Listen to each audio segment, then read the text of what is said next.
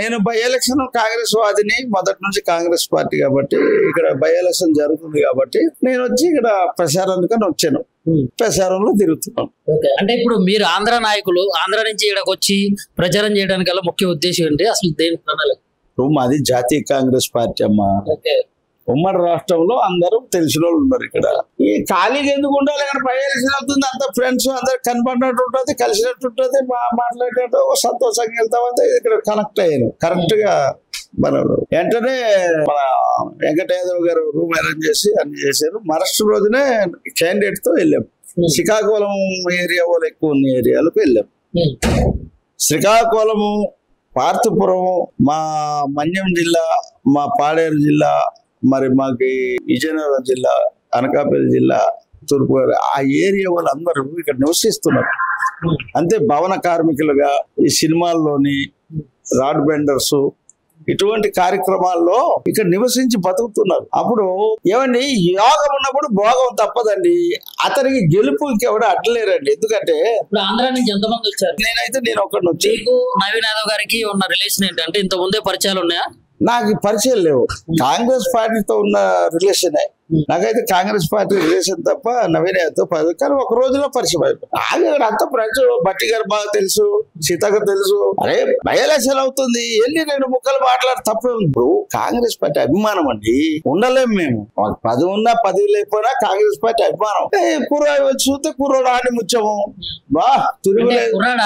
మీరు ఎట్లా చెప్తున్నారు? తిరిగాం కదా 10 రోజులు ఆయనతోటి. 10 రోజులు, ఇవాళకి 10 రోజులు పరిచయం అయింది. 10 రోజుల నుంచి మీరు కలిసి ఆయనతోటే వెళ్తున్నాను. మరి ఎవరితో లేదు, ఆయనతోటే వెళ్తున్నాను. నాకు అవకాశం వచ్చిన మంచి పాటలు పాడడం, మంచి మాట్లాడడం, ఇవన్నీ. ఏం పాటలు పాడతావు? కస్తూరి తిలకం, చిరునవ్వులు చిందే అదరం, మల్లెలు మాలలు గట్టి నీ మెడలో వేసెదరారా, రఘుకుల తిలకారారా, నిన్నెత్తి ముద్దులాడెదరా, కోసల రామారారా, కౌసల్య రామారారా అంటే నవీన్ యాదవ్ నిగ్గ ఆడిపోతున్నాడు. ఆ ఉత్సాహం, ఆ ఉత్తేజము మీ యువత అంతా బాగా. మరి రాముడే సాయం చేస్తాడా? మరి రాముడు పాట, కృష్ణుడు రాముడు అతను అలా ఉన్నాడు. కృష్ణుడు రాముడు లాగా ఉన్నాడు అండి. కృష్ణుడు యాదవ్ కృష్ణుడు లాగా ఉన్నాడు. ఆయన నుదుటగానే తిలకం పెట్టుకొని తిరుగుతున్నాడు. అది మంచి తప్ప అంతేలాగా. మరి ఇప్పుడు జూబ్లీహిల్స్ నియోజకవర్గంలో తిరిగినప్పుడు మరి ప్రజలు ఏమంటున్నారు? మరి ఎటువైపు ఉంది? మరి ఈ జూబ్లీహిల్స్ గడ్డ నవీన్ అన్న అడ్డ. ఆయన ఇక్కడ పుట్టాడు, పెరిగాడు, 2 చుట్లు ఓడిపోయాడు. ఓడిపోయినా నియోజకవర్గం వదలకుండా ఆయన వెళ్ళి గడప గడపకి తిరిగి, బస్తీకి తిరిగి తన సొంత డబ్బులతో అన్ని సేవా కార్యక్రమాలు చేస్తున్నాడు. దానితో యువత కనెక్ట్ అయింది, దానితో రూలింగ్ గవర్నమెంట్ కనెక్ట్ అయింది, దాంతో బొబ్బిలి పులి నల్లమల్ల పులి రేవంత్ రెడ్డి కనెక్ట్ అయ్యాడు. మంచి సంక్షేమ పథకాలు జరుగుతున్నాయి. ఇక నీకు అంతకంటే ఏంటి కావాలండి? క్యాండిడేట్ ఇటు పార్టీ నుంచి కానీ క్యాండిడేట్ నుంచి కానీ సూపర్ ఇది వచ్చింది. ఏ పార్టీ వాడైనా ఆయనకి ఓటు వేస్తామంటున్నాడు. ఏ కార్మికుడు ఆయనకి, ఏ కర్షకుడు ఆయనకి. మంచి బీసీ నాయకుడు, బీసీ బిడ్డ 2 చుట్లు ఓడిపోయినా పట్టు వీడకుండా తిరుగుతున్నాడు, చేస్తున్నాడు, మచ్చలేని మనిషి అనేసి ప్రజలు చెప్తున్నారు. నువ్వునే చెప్పగల. అయితే ఇప్పుడు మాగంటి గోపీనాథ్ గారు 3 సార్లు ఇక్కడ ఎమ్మెల్యే పనిచేసినటువంటి వ్యక్తి, 3 సార్లు కూడా గెలిపించారనమాట ఇక్కడ ప్రజలు. మరి ఇప్పుడు ఆయన సత్యం అనే సునీత గారికి బీఆర్ఎస్ పార్టీ నుంచి టికెట్ వచ్చింది. అక్కడ కూడా బరిలో ఉన్నారు. ఖచ్చితంగా బలంగా పోటీ అయితే జరగబోతుంది. మరి గెలిచే అవకాశం కూడా ఉన్నట్లయితే ప్రజలైతే అంటున్నారు. ఏమండి ప్రెస్ వాళ్ళు మీరు ఆ కేటీఆర్ మాట్లాడితే అవదండి. మేము రోజు బస్తీ వెళ్తున్నాము. ఇతనికే వచ్చింది, ఆవిడికి కాదు. గోపీనాథ్ గారికి పబ్లిక్ మీటింగ్ లో తిట్టారు. అక్కడ టీడీపీలో తిట్టారు. ఈ గోపీనాథ్ మాకు రౌడీ సీట్ ఓపెన్ చేసాడు, ఇక్కడ ఎన్టీఆర్ విక్రమ్ పెడతామంది. గోపీనాథ్ మాకు ఒప్పుకున్నాడు కాదు, వాడికి ఎందుకు వెళ్ళాడు? టీడీపీలు అందరూ వచ్చి ఓట్లు. అక్కడ తుమ్మనాగేశ్వరరావు గారు కూడా ఉన్నారు. ఇక భుజం చేసి ఫోటో తీసుకోడా సూపర్ టాక్ అన్నాడు. అడుగు కావాలితే నేను అబద్ధం, మీ జిల్లా వాడు కదా. కాబట్టి ఇప్పుడు ఈ గాలి వాన, ఈ తుఫాన్లో ఎవరు అడ్డలేరండి. సో బీఆర్ఎస్ ఆడలేదు, బీజేపీ ఆడలేదు. క్యాండిడేట్కి ఏమొచ్చింది? కుర్రాడు, చదువుకున్నవాడు, సంస్కారం ఉన్నవాడు, ఈ ప్రాంతీయుడు, మంచి బుద్ధి గలవాడు, శుద్ధి గలవాడు.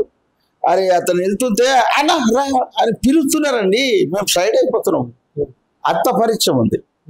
కాబట్టి సేవాతత్వం కలిగినవాడు, సేవాభావం కలిగినవాడు, చదువుకున్న పూర్వడికి ఒక అవకాశం ఇస్తే తప్పేముంది, చూద్దాం అంటున్నారు ఆయన వాళ్ళు. ఇప్పుడు మీరు వచ్చి 10 రోజులు అవుతుంది అన్నారు కదా, ఈ 10 రోజుల్లో మరి ఈ రౌడీజం పెరుగుతుంది, ఇట్లా రక్తపాతాలు జరుగుతాయి, ఇట్లాంటి మాటలు ఎప్పుడు విన్నారా ఈ 10 రోజుల్లో? ఈ కేటీఆర్ అంటున్నాడు కానీ మరి మేము తిరిగిన దగ్గర ఎక్కడ లేదండి. పాపం అతనికి చెప్తున్నాడు కదా, మల్లెలు మాలలు గట్టి నీ మెడలు వేసిరారని హారతులు ఇస్తున్నారు. కానీ మరి మీ ప్రశ్న తెలిసిపోద్ది కదా, ఎక్కడైనా మా కొట్టుకోవడము తిట్టుకోవడము మీకు తెలకుండా ఉంటుందా? హాని ముత్యం ఎవరు తోసిన రాత్రి 10 గంటల వరకు అలా ప్రసారం చేసుకొని అయిపోతారు. ఆయన ఎవరికి లేదు. భాయ్ ఆత్కే వడదేదో భాయ్ తుమారా బేఠా హమ్ తుమారా బచ్చా హమ్ दो दफा हरियाणा में हम यहाँ नहीं छोड़ के गया, हम यहाँ से आपका सेवा कार्यक्रम किया, अब आशीर्वाद दी हमको जिताओ, गवर्नमेंट है रेवंत रेड्डी चीफ मिनिस्टर है, अच्छा डेवलप करेगा అనేసి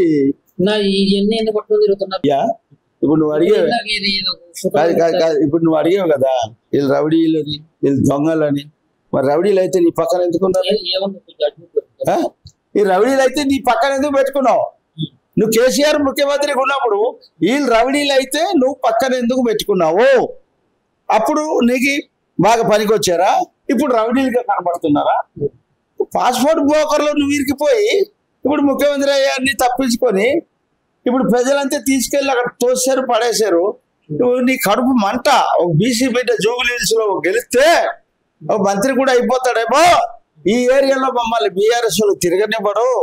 జనాకర్షణ గల శక్తి బీసీ నాయకుడు. ఇక్కడ ఉన్న బీసీలందరూ ఎక్కువ, కార్మికులు, కర్షకులు, బడుగు వర్గాలు, బలీన వర్గాలు అందరూ జూబిలీస్ లో ఎక్కువ ఉన్నారు. కాబట్టి వీళ్ళంతా బయట నుంచి కూడా వచ్చిన వాళ్ళు ఉన్నారు. అందరూ ఏమండి, మొన్న ఒక ఈదికి వెళ్ళి మాట్లాడితే అరే ఒడియా జన్మల కోంట అచ్చుతురే అంటే అచ్చి బాబు అన్నాడు. అరే బాబు తుమ్ కోట రాతే ఫర్లాక్ ఇండి అన్న. ఫర్లాక్ ఇండి వెళ్ళి తెగా బాబు हमारे नवनीत के हाथ को तू दिले बात मिल सी नवनीत के तुम केमतर जिला बोले तुम कोई बार साड़ी दे बाबू नवनीत जना मोके मुई ताकेजी पकाई भी बिल्लो पकाई नहीं అన్నాడు. ఎక్కడ ఒడియా ఓడు అన్నాడు. ఇక్కడ ఆంధ్ర సంగతి తెలంగాణ సంగతి నాకెందుకు? ఆడు మీకు ఎవరికైనా ఒడియా వచ్చినా అని అడిగాను. అడిగితే నా ఒకడు వచ్చి నాకు వచ్చు అన్నాడు. ఒడియాలో మాట్లాడాను. నీ ఓటు అతనికి నువ్వు చెప్పినా నేను చెప్పకపోయినా ఆయనకి వేస్తాను. ఆయన చాలా మంచివాడు. కష్టసుఖానికి పిలిస్తే పలుకుతాడు. ఫోన్తో పనులు అయిపోతాయి. అది గొప్పతనము. కాబట్టి నీ మాయలు చేసేవాడు కాదు, మంత్రాలు చేసేవాడు కాదు. చక్కనైన వ్యక్తికి మన రేవంత్ రెడ్డి గారు మంచి కుర్రోడికి సెలక్షన్ చేసి ఇచ్చాడు. ఇక బీఆర్ఎస్ పప్పులు ఉడకవు, బీజేపీ పప్పులు. బీజేపీకి అది డిపాజిట్లు రావు. కొత్త ఒప్పందం డిపాజిట్లు రావు. నీ ఇష్టమే. మన ఇద్దరం మరి ఏమవుతామో ఏ రోజు. నవీన్ యాదవ్ గారు గెలవకపోతే ఏం చేస్తారు? ఇగో నవీన్ యాదవ్ గారు బంపర్ మెజార్టీగా 14వ తారీఖున గెలవకపోతే జూబిలీహిల్స్ లో చెక్ పోస్ట్ దగ్గర ఒకటి ఇది పెట్టి ఉరేసుకుంటాను. మీ కేటీఆర్ వేసుకుంటాడా సునీత గెలవకపోతే? మరి దమ్ముదరమా అయితే దొంగ దొర బొక్కు రవిడి గివిడి అంటాం ఎందుకండి? ఈ రాత్రి ఇంట్లోకి వచ్చాయి తెలిసిపోతాం. ఈ క్యాండిడేట్ గెలుస్తాడు బంపర్ మెజార్టీగా. గెలవకపోతే నువ్వు ఉరేసుకుంటాను.